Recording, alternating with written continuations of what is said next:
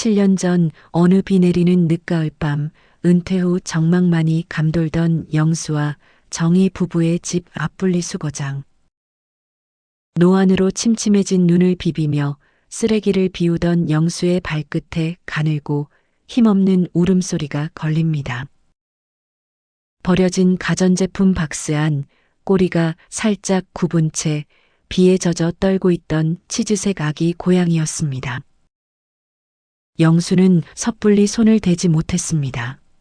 혹시나 어미가 먹이를 구하러 간 사이 사람 손이 타면 아이를 버릴까 걱정되는 마음에 노부부는 우산을 받쳐든 채 한참을 지켜보았습니다. 하지만 1시간이 지나고 2시간이 흘러도 어미는 나타나지 않았습니다. 박스 안의 신문지는 이미 빗물에 절어 차가운 얼음장 같았고 아이의 눈가엔 눈곱이 딱딱하게 붙어 눈도 제대로 뜨지 못하는 상태였습니다. 결정적으로 박스 구석엔 누군가 버리고 간 듯한 차가운 소시지 껍데기만이 굴러다니고 있었죠. 영감, 어미가 없는 게 분명해요. 이대로 두면 오늘 밤 못 넘겨요. 정희의 떨리는 목소리에 영수는 젖은 박스째로 아이를 품에 안았습니다. 자식이 생기지 않아 수십 년을 둘이서만 보냈던 노부부의 빈 가슴에 그날 처음으로 따뜻한 체온을 가진 자식이 생겼습니다. 부부는 노란 털색이 꼭 가을 보리밭 같아 아이의 이름을 보리라 지었습니다. 보리는 노부부에게 신이 늙음하게 보내준 보석이었습니다. 퇴직 후 사회에서 잊히던 영수에게 보리는 매일 현관까지 마중 나와 당신은 여전히 소중한 가장이라고 말해주듯 발등에 머리를 비볐고 당뇨 합병증으로 시력이 흐릿해진 정희가 침대에 누워 있으면 보리는 그녀의 가슴 위에 자리를 잡고 심장 박동에 맞춰 따뜻한 골골송을 불렀습니다. 최근 보리의 활력이 예전만 못하다는 것을 부부는 느끼고 있었습니다. 영수는 이번 기회에 보리에게 고향집의 넓은 마당과 흙냄새를 맡게 해주고 싶었습니다. 아파트 베란다 창틀에 턱을 괴고 밖을 구경하던 보리의 뒷모습이 늘 마음에 걸렸던 영수는 큰맘 먹고 보리의 이동장 안에 평소 좋아하던 북어 트릭과 가장 아끼는 담요를 깔아주었습니다. 그것이 보리를 사지로 몰아넣는 결정이 될 줄은 꿈에도 모른 채 영수는 보리를 태운 차에 시동을 걸었습니다. 사건이 터진 날은 유난히 볕이 뜨거웠습니다. 장거리 운전에 지친 영수의 눈꺼풀이 무거워질 때쯤 들른 휴게소. 평소 보리는 겁이 많아 차 문을 열어도 구석에 숨기 바빴기에 부부는 보리를 믿었습니다. 보리야, 엄마 금방 다녀올게. 바람 좀 쐬고 있어. 정희는 답답해하는 보리를 위해 창문을 한 뼘 딱 고양이 머리 하나 나갈 정도로만 열어두었습니다. 하지만 그 한 뼘이 지옥으로 가는 문이 될 줄은 꿈에도 몰랐습니다. 부부가 차를 비운 사이 옆 사선에 주차했던 대형 트럭이 공기를 찢는 듯한 날카로운 에어 경적을 울리며 출발했습니다. 그 굉음에 이성을 잃은 보리는 본능적으로 열린 창문 틈에 몸을 구겨 넣듯 튀어나갔습니다. 차는 다시 고속도로에 올랐습니다. 10분쯤 지났을까 뒷좌석에서 들려와야 할 작게 긁는 소리나 숨소리가 전혀 들리지 않았습니다. 정희가 무심코 뒤를 돌아보았습니다. 여보, 보리가 안 보여. 텅 빈 뒷좌석, 담요만 덩그러니 놓인 시트를 본 정희의 목소리가 찢어질 듯 높아졌습니다. 영수는 심장이 멎는 것 같았습니다. 고속도로 한복판, 비상등을 켤 겨를도 없이 핸들을 잡은 영수의 손이 사시나무 떨듯 떨렸습니다. 설마 아닐 거야. 의자 밑에 봐봐. 제대로 봐. 없어. 아무 데도 없어. 창문이 더 열려 있어. 다음 IC까지 가는 그 5분이 영겁의 시간 같았습니다. 노안으로 침침해진 눈에 눈물까지 차올라 앞이 번져 보였지만 영수는 가속 페달을 밟았습니다. 영수는 생전 찾지도 않던 신의 이름을 부르며 차를 돌려 휴게소로 미친 듯이 역주행하듯 달려갔습니다. 휴게소에 도착하자마자 차를 대충 세워둔 채 부부는 밖으로 튀어나갔습니다.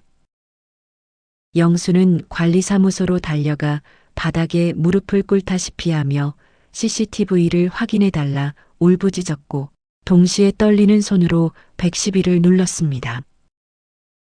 경찰관님, 제발. 우리 아들을 잃어버렸어요. 고향인데 우리한테는 자식입니다. 여기가 고속도로 바로 옆이라. 로드킬이라도 당하면 우리 볼이 죽으면 나도 못 살아요. 신고를 받고 도착한 경찰관들과 휴게소 직원들이 투입되었습니다. 하지만 이미 해는 뉘엿뉘엿 지고 있었습니다. 경찰은 혹시나 보리가 더 놀랄까봐 사이렌 대신 경광등만 켠 채 서치라이트로 어두운 숲을 샅샅이 비추었습니다. 정희는 수술한 지 얼마 안 된 무릎 관절의 통증도 잊은 채 산비탈을 기어 올랐습니다. 가시넝쿨에 옷이 걸려 찢어지고 손등에 피가 맺혔지만 통증조차 느껴지지 않았습니다. 영수 역시 숨이 턱 끝까지 차올라 심장이 터질 것 같았지만 어두운 주차장 바닥을 기며 차 밑마다 손등을 넣고 보리의 이름을 불렀습니다. 하지만 돌아오는 건 무심하게 쏟아지는 매미 소리와 보리를 앗아간 고속도로, 위 차들의 날카로운 타이어 굉음뿐이었습니다. 칠흑 같은 어둠이 깔리자 경찰관이 조심스럽게 영수의 어깨를 짚었습니다. 어르신, 지금은 너무 어두워서 위험합니다. 일단 연락처 남기시고 귀가하셨다가 날 밝으면 다시 오시는 게 좋겠어요. 그 말은 선고와도 같았습니다.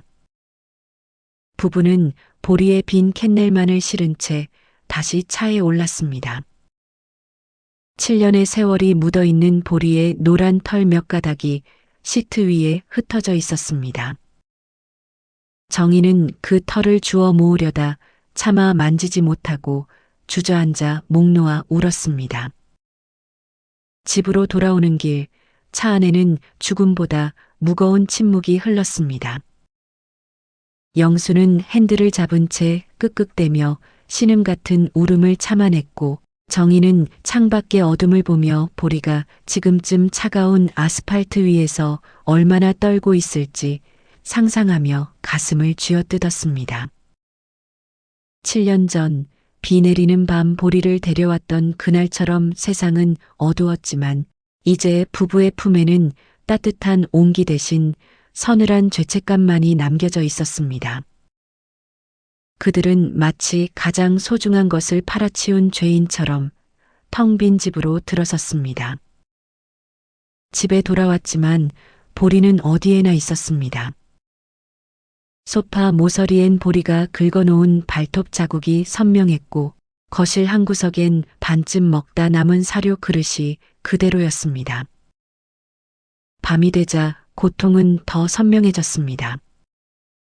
평소 보리는 정희의 관절여 마른 다리 위에 묵직한 가슴을 얹고 자곤 했습니다. 정희는 잠결에 그 온기를 찾아 허공을 더듬다 손끝에 걸리는 차가운 혼이불의 감촉에 소스라치게 놀라 깨어납니다. 정희는 밤마다 보리의 숨소리가 들리는 것 같아 텅 빈 침대를 끌어안고 짐승 같은 울음을 토해냈습니다. 슬픔은 화살이 되어 서로를 향했습니다. 그러게 창문은 왜 열어뒀어? 라며 영수가 울컥 화를 내면 정희는 당신도 확인 안 했잖아. 라며 맞받아칩니다. 가장 사랑하는 가족을 잃은 슬픔이 부부 사이를 갈라놓기 시작했습니다. 사고 이후 노부부의 시계는 그날 오후 휴게소에 멈춰버렸습니다. 영수는 퇴직 후 소일거리로 나가던 경비 일을 그만두었고 정희는 십수년간 운영하던 작은 반찬 가게 셔터를 내렸습니다. 부부는 매일 새벽 4시 아직 별이 떠 있는 시간에 서울 집을 나섰습니다. 침침한 눈으로 운전대를 잡은 영수와 차 안에서 전단지를 접는 정희. 왕복 수백 킬로미터의 고속도로는 노인들에게 가혹한 형벌이었지만 보리를 잃은 죄책감에 비하면 아무것도 아니었습니다. 영수는 돋보기를 쓰고 밤새 워드로 친 전단지 수천 장을 손에 들었습니다. 휴게소 입구에서 영수는 굽은 허리를 더 깊게 숙이며 젊은 여행객들에게 전단지를 건넸습니다. 학생, 한 번만 봐줘요. 우리 집 막둥이에요. 무시하고 지나가는 사람들의 뒷모습을 보며 영수는 연신 고개를 숙였습니다. 정희는 부어오른 무릎에 압박붕대를 칭칭 감고 휴게소 인근 마을과 공장지대를 돌았습니다.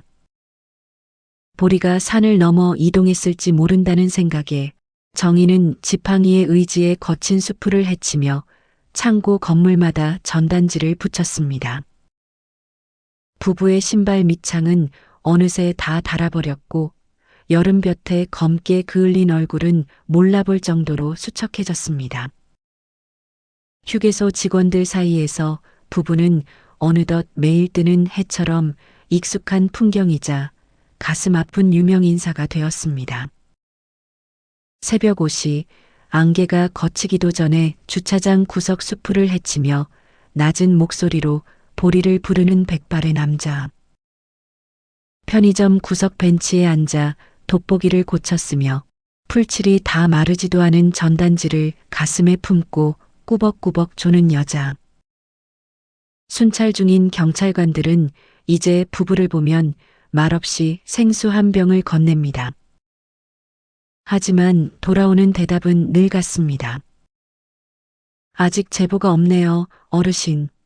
비도 오는데 이제 좀 쉬시지요. 그 말에 정희는 대답 대신 빗물이 들이치는 휴게소 처마 밑에 멍하니 앉아 밤을 지새웁니다. 보리가 젖은 발로 어딘가를 헤매고 있을 것만 같아 자신만 따뜻한 방에 누워 잠드는 것이 자식 버린 부모의 죄 같았기 때문입니다. 그 시각 차가운 아스팔트 바닥에서 전해지는 거대한 트럭들의 지면을 울리는 진동은 보리의 작은 심장을 매 순간 옥죄었습니다. 엔진 소리는 보리의 영혼을 갉아먹는 짐승의 포효 같았고 밤눈을 찌르는 헤드라이트의 섬광은 도망칠 곳 없는 막다른 길로 보리를 몰아넣었습니다. 집에서의 보리는 폭신한 극세사 이불 위에서 배를 내밀고 영수의 코고는 소리를 자장가 삼아 자던 아이였습니다. 하지만 이제 보리의 세상은 숨어야 하는 곳과 죽기 살기로 달려야 하는 곳으로 나뉘었습니다. 젖은 종이박스 및 곰팡이 냄새가 진동하는 하수구 안에서 한쪽 눈을 뜬 채 쪽잠을 자야 하는 도망자가 된 보리의 털은 이미 본연의 치즈색을 잃고 잿빛으로 변해버렸습니다. 휴게소 근처 작은 마을로 흘러들어갔을 때 보리를 맞이한 건 따뜻한 환대가 아닌 날카로운 살이었습니다. 영역을 지키려는 길고양이 무리에게 보리의 굽은 꼬리와 희미하게 남은 사람의 샴푸 향기는 참을 수 없는 이질감이었습니다. 길 위에서 잔뼈가 굵은 대장 고양이의 날카로운 발톱이 보리의 얼굴을 핥히었습니다.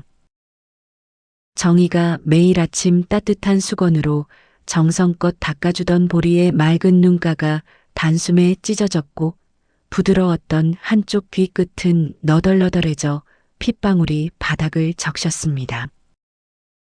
한 번도 싸워본 적 없는 보리에게 남은 본능은 오직 도망뿐이었습니다.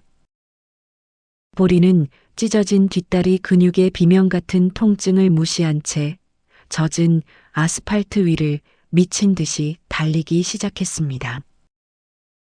뒤를 쫓는 길고양이들의 거친 숨소리와 발톱이 바닥을 긁는 소리가 보리의 등 뒤를 바짝 추격했습니다.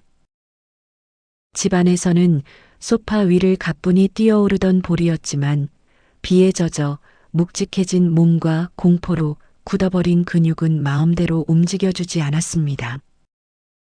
보리는 낯선 마을의 담벼락 사이 날카로운 철조망이 박힌 틈새로 몸을 구겨 넣었습니다. 뒤를 쫓던 무리 중 하나가 보리의 뒷덜미를 물어뜯으려 하자 보리는 썩은 물이 고인 하수구 구멍 속으로 굴러 떨어지듯 몸을 던졌습니다. 차갑고 역한 오물이 가득한 구멍 안에서 숨을 죽인 채 위쪽에서 들리는 포식자들의 발걸음 소리가 사라질 때까지 보리는 온몸을 떨었습니다. 얼굴의 상처에서 흐른 피가 눈을 가려 앞이 잘 보이지 않았고 무리하게 힘을 쓴 뒷다리는 이제 딛는 것조차 불가능할 정도로 절뚝거렸습니다. 그제야 보리는 깨달았습니다. 이곳은 영수의 무릎 위가 아니라 매 순간 목숨을 구걸해야 하는 시퍼런 정글이라는 것을요. 길고양이들만 무서운 것이 아니었습니다. 하수구를 기어 나와 간신히 몸을 숨긴 식당 뒷골목. 배고픔에 지쳐버려진 음식물 쓰레기 봉투를 건드리자마자 날카로운 고함이 들려왔습니다. 쓰레기 더미 속으로 몸을 숨기며 썩은 음식 냄새를 맡을 때마다 보리는 정의가 깨끗한 그릇에 정성껏 담아주던 신선한 물의 맛이 떠올라 목이 메었습니다. 비가 억수같이 쏟아지던 어느 날 밤 보리는 시장 뒷골목 낡은 평상 아래 웅크렸습니다. 빗물에 젖어 손뭉치처럼 무거워진 털은 체온을 급격히 앗아갔고 며칠째 비어있는 배는 가죽만 남은 채 뒤틀렸습니다. 어둠 속에서 보리는 떨리는 눈을 감고 기억을 더듬었습니다.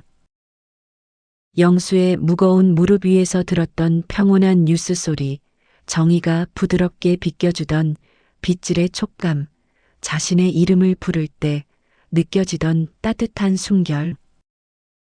그 기억들은 차가운 빗줄기 속에서 보리를 버티게 하는 유일한 연료였지만 이제 그 기억마저 흐릿해져 갑니다. 보리는 빗물 섞인 흙바닥을 핥으며 한 번도 내본 적 없는 애처로운 울음소리를 냈습니다. 그 소리는 고속도로의 굉음에 묻혀 누구에게도 닿지 못한 채 흩어졌습니다. 보리는 매일 아침 태양이 뜨는 방향을 보며 다시 발걸음을 옮깁니다. 집 고향이었던 보리가 방향을 아는 이유는 단 하나, 본능이 가리키는 그리움 때문이었습니다. 보리는 알고 있었습니다. 여기서 멈추면 영원히 영수의 무릎 위로 정의의 따뜻한 품으로 돌아갈 수 없다는 것을요.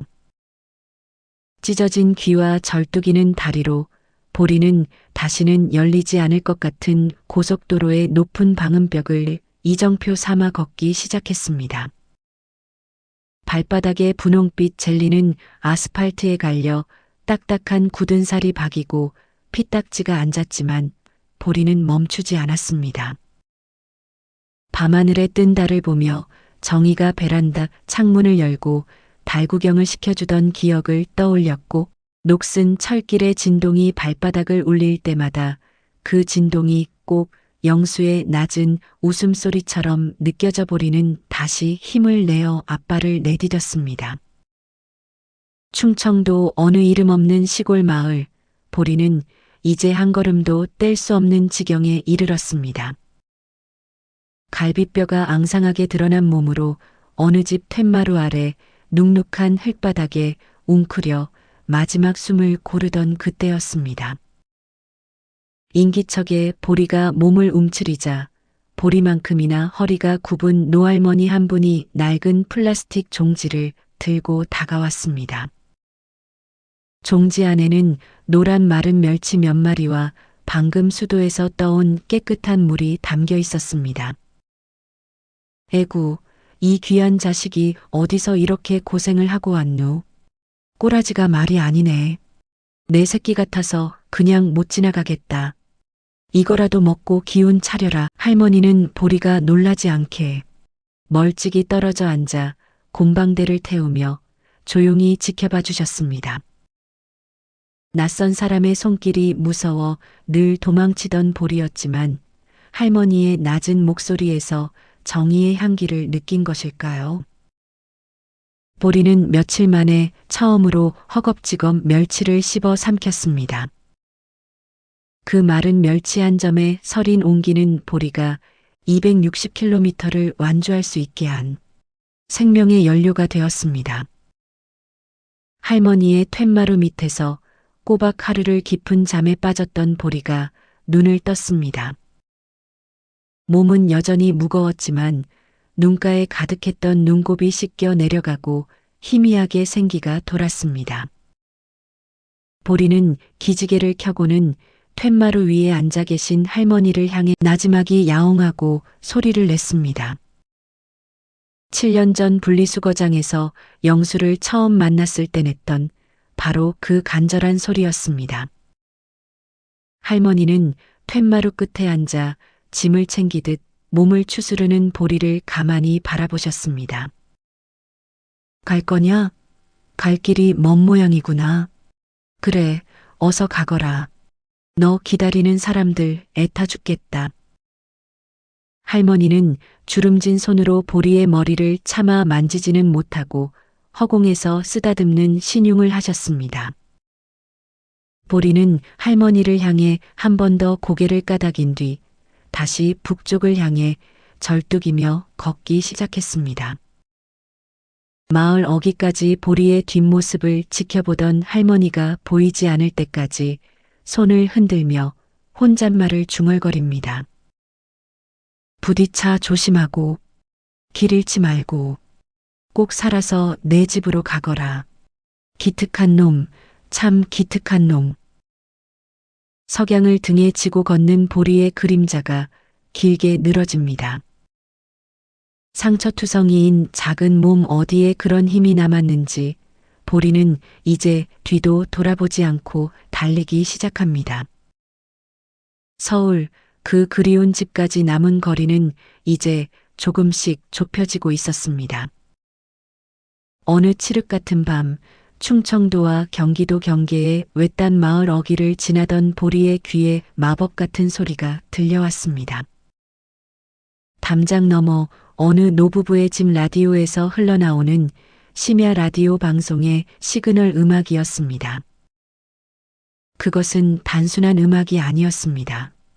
영수가 서재에서 신문을 보거나 보리의 털을 빗겨줄 때면 늘 틀어놓던 보리의 7년 평생을 감싸던 안온한 배경음이었습니다. 보리는 찢어진 귀를 쫑긋 세운 채 그 소리가 나는 쪽을 향해 얼어붙은 듯 한참을 서 있었습니다.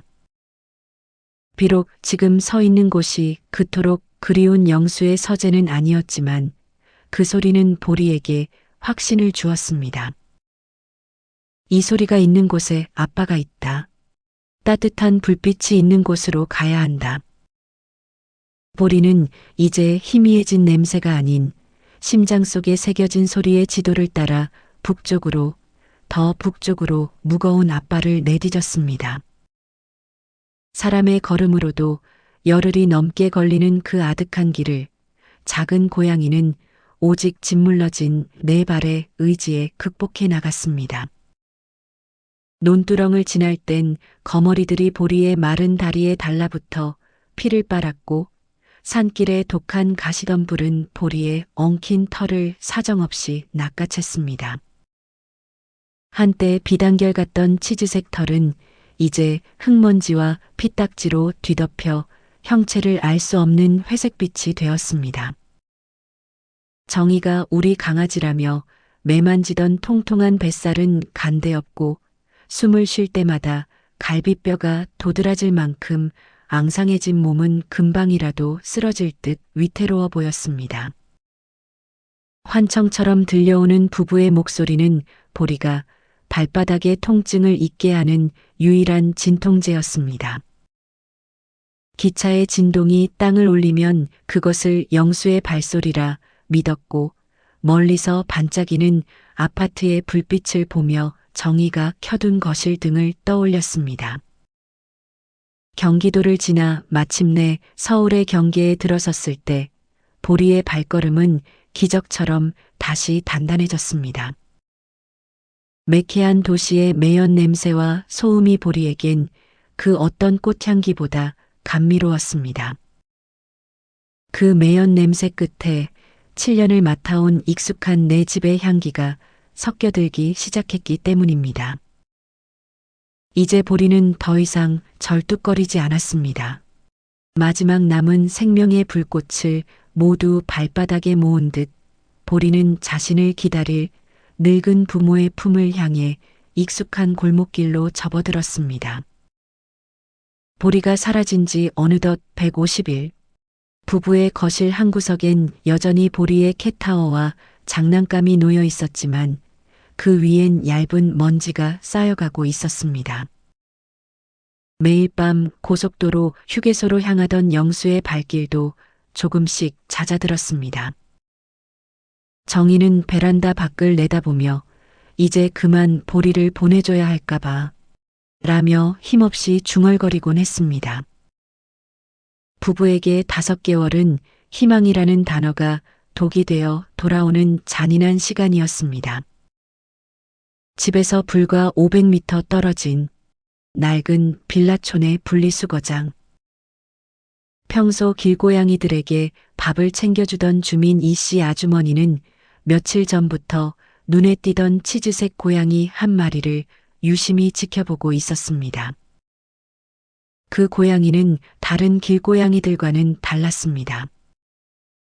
사람을 무서워하면서도 누군가 이름을 부르면 가만히 멈춰서서 귀를 쫑긋거렸습니다. 털은 흙먼지로 뒤덮여 엉망이었고 왼쪽 귀는 찢어진 채 다리를 절뚝이고 있었지만 맑은 눈망울만은 빛나고 있었습니다. 아주머니가 내민 캔을 허겁지겁 먹는 고양이의 모습에 아주머니는 결심한 듯 이동장을 가져왔습니다. 인근 동물병원에 도착했을 때 수의사는 고양이의 상태를 보며 혀를 내둘렀습니다. 세상에 영양실조에 상처도 깊네요. 수의사가 혹시나 하는 마음으로 고양이의 목덜미 부근에 스캐너를 갖다 댔습니다. 짧은 기계음과 함께 모니터에 보호자의 이름과 연락처가 떠올랐습니다. 수의사의 눈이 휘둥그레졌습니다. 이 아이 유기묘가 아니네요. 등록된 고양이에요. 보호자 주소가 바로 이 근처네요. 그 시각 거실 소파에 너클 놓은 채 앉아있던 영수의 휴대폰이 정적을 깨고 거세게 울렸습니다. 5개월간 수백 번의 장난 전화와 실망에 지쳐버린 영수였지만 그날따라 손끝을 타고 흐르는 묘한 전율에 홀린 듯 전화를 받았습니다. 여보세요? 김영수 씨 되시나요? 여기 동물병원입니다. 혹시 보리라는 고양이 잃어버리셨나요? 옆에서 멍하니 보리의 털 뭉치를 만지던 정희가 보리라는 이름에 용수철처럼 튀어올랐습니다. 보리라고요? 선생님, 우리 보리가 살아있나요? 정말 우리 보리가 맞나요? 영수는 더 이상 말을 잇지 못하고 아이처럼 꺾으러온 오열을 터뜨렸습니다. 수화기 너머로 들려오는 보리가 보호자님 집 번호와 일치합니다라는 확신에 부부의 집은 순식간에 아수라장이 되었습니다. 정희는 무릎 관절염으로 절뚝거린다는 사실조차 잊은 채 안방으로 뛰어갔습니다. 보리가 마지막으로 덮었던 7년의 냄새가 밴 낡은 담요를 손에 쥐었습니다. 영수는 구두 주걱을 쓸 겨를도 없이 뒤꿈치를 구겨 신으며 차 키를 찾았습니다. 영수는 떨리는 손으로 현관문을 열다 번번이 번호를 틀렸습니다. 엘리베이터를 기다릴 여유조차 없어 두 노인은 굽은 허리를 흔들며 비상계단을 달려 내려갔습니다. 운전대를 잡은 영수의 손은 여전히 사시나무 떨듯 떨렸고 조수석의 정인은 보리의 이름을 부르며 기도를 멈추지 않았습니다. 병원 문을 박차고 들어선 부부의 눈앞에 처참하게 무너진 작은 생명이 있었습니다. 5개월 전 윤기 나는 털을 뽐내며 창밖을 보던 그 통통한 고양이는 없었습니다. 찢어진 귀, 앙상하게 드러난 갈비뼈, 흙먼지로 떡이 된 회색빛 털. 보리는 가쁜 숨을 몰아쉬며 산소방 안에 누워 있었습니다. 하지만 보리는 문이 열리고 부부의 익숙한 발소리가 들리자마자 감겨있던 눈을 번쩍 떴습니다. 그리고 평생 한 번도 내본 적 없는 온 영혼을 쥐어짜는 듯한 목소리로 울기 시작했습니다. 정희는 보리를 안아보지도 못한 채 바닥에 주저앉아 통곡했습니다. 보리는 절뚝이는 앞발을 뻗어 산소방 유리 너머 정희의 손을 더듬었습니다. 영수는 수의사의 손을 붙잡고 무릎을 꿇었습니다. 보리는 5개월 전 그 휴게소에서부터 이곳 서울집 근처 병원까지 260km라는 아득한 길을 오직 부모의 냄새와 사랑받았던 기억만으로 걸어온 것이었습니다. 병원의 차가운 공기를 가르며 달려온 정희는 산소방 안의 작은 생명체와 마주했습니다. 보리는 흐릿해진 시야 속에서도 단번에 엄마를 알아본 듯 떨리는 다리로 기어나와 정희의 손길이 닿는 유리에 머리를 비벼댔습니다. 앙상하게 드러난 보리의 등뼈를 어루만지며 정희는 그 자리에 주저앉아 통곡했습니다. 5개월간 가슴에 맺혔던 응어리가 그 가느다란 울음소리에 녹아내렸습니다. 영수는 차마 보리를 바로 안지 못했습니다. 자신의 부주의로 이 작은 생명이 260km를 걸어오며 겪었을 고초가 떠올라 미안함과 죄책감이 앞을 가로막았기 때문입니다. 하지만 보리는 먼저 다가와 영수의 손가락을 하찼습니다. 원망 대신 안도감을 전하는 보리의 낮은 골골송은 영수의 메마른 뺨을 눈물로 적셨습니다. 영수는 부서질까 두려운 듯 보리를 조심스럽게 품에 안았습니다. 옷 너머로 느껴지는 보리의 심장 박동은 예전보다 빠르고 가늘었지만 분명히 살아있다는 선명한 증거였습니다. 포기하지 않고 돌아와준 생명에 대한 경외심과 고마움이 부부의 눈물이 되어 보리의 거친 털 위로 툭툭 떨어졌습니다. 그때 서류를 정리하던 간호사가 놀라운 사실을 발견했습니다. 공교롭게도 다음 날이 보리의 등록상 생일이었던 것입니다. 하루만 늦었어도 길 위에서 홀로 맞이했을지 모를 생일. 부부는 순간 소름이 돋는 전율을 느꼈습니다. 5개월 전 보리를 잃어버리고 돌아왔을 때 부부는 차마 생일 파티를 위해 사두었던 케이크와 장난감을 버리지 못하고 창고 깊숙이 넣어두었기 때문입니다. 보리는 마치 자신의 생일만큼은 가족과 보내겠다는 약속을 지키기 위해 그 작은 몸으로 마감 기한을 지키듯 필사적으로 달려온 것이었습니다. 다시 돌아온 집. 보리는 신기하게도 자기 화장실의 위치와 즐겨 쓰던 스크래처를 정확히 기억해냈습니다. 부부는 정성스레 보리를 씻기고 가장 좋아하던 간식을 준비하며 비어있던 일상을 다시 채워갔습니다. 그날 밤 부부는 150일 만에 처음으로 깊은 잠에 빠져들었습니다. 발치에는 다시 묵직하고 따뜻한 온기가 찾아왔고 보리는 마치 한 번도 떠난 적 없었다는 듯 평온하게 코를 골았습니다. 창밖에는 260km를 걸어 돌아온 작은 영웅의 생일을 축하하듯 유난히 밝은 달이 떠올라 부부의 집을 비추고 있었습니다. 거실의 가장 깊숙한 곳까지 볕이 드는 오후, 보리는 예전처럼 배를 드러내고 누워 단잠을 청합니다.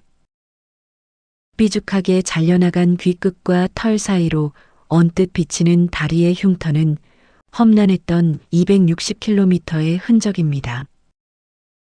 정희는 그 흉터를 볼 때마다 가슴 한구석이 아려오지만 이제는 슬퍼하는 대신 그 자리에 조용히 입을 맞춥니다.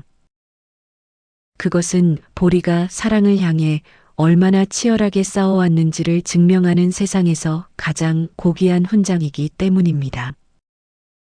보리는 대답 대신 정희의 손바닥에 턱을 괴며 기분 좋은 골골송을 들려줍니다. 이제 보리에게 햇살은 피해야 할 뜨거운 열기가 아니라 가족의 품처럼 포근한 이불이 되었습니다. 집안의 모든 창문에는 이제 견고한 이중 잠금 장치가 설치되었습니다. 영수는 외출 전후로 마치 의식을 치르듯 모든 창틀을 흔들어 보며 확인합니다. 가끔 창밖을 구경하는 보리의 뒷모습에 가슴이 철렁 내려앉기도 하지만 이제 보리는 창밖을 보며 예전처럼 나갈 궁리를 하지 않습니다. 유리창 너머의 세상이 얼마나 차갑고 무서운지 알기에 보리에게 이 투명한 유리는 자신을 가두는 창살이 아니라 가족의 품을 지켜주는 가장 단단한 성벽이 되었습니다. 이제 보리는 밖을 구경하다가도 영수의 발소리만 들리면 곧장 현관으로 달려나갑니다. 보리는 이미 알고 있습니다. 진정한 자유란 길 위를 떠도는 것이 아니라 돌아올 곳이 있는 안온함 속에 있다는 것을요. 보리가 돌아온 뒤 부부의 식탁에도 다시 생기가 돌기 시작했습니다. 식탁 아래에서 내 간식은 없냐며 영수의 바짓가랑이를 툭툭 치는 보리의 장난은 부부에게 더할 나위 없는 축복이 되었습니다. 어느 저녁 영수는 보리를 위해 정성껏 끓인 북엇국을 내려놓으며 나지막이 속삭였습니다. 미안했다는 말, 그리고 포기하지 않고 찾아와줘서 고맙다는 진심 어린 고백이었습니다. 정희는 그 모습을 보며 소리 없이 미소 지었습니다. 5개월 동안 정막만이 감돌던 거실의 공기는 이제야 비로소 새 존재의 고른 숨소리로 밀도 있게 채워졌습니다. 보리의 사연은 담장 넘어 전 세계로 퍼져나갔습니다. 5개월 만에 260km를 걸어 돌아온 고향이라는 소식은 국경을 넘어 CNN, BBC 등 세계 주요 언론사를 통해 대서특필되었습니다. 사람들은 보리를 기적의 여행가라 부르며 열광했고 부부의 SNS에는 전 세계에서 보내온 수만 통의 응원 메시지가 쌓였습니다.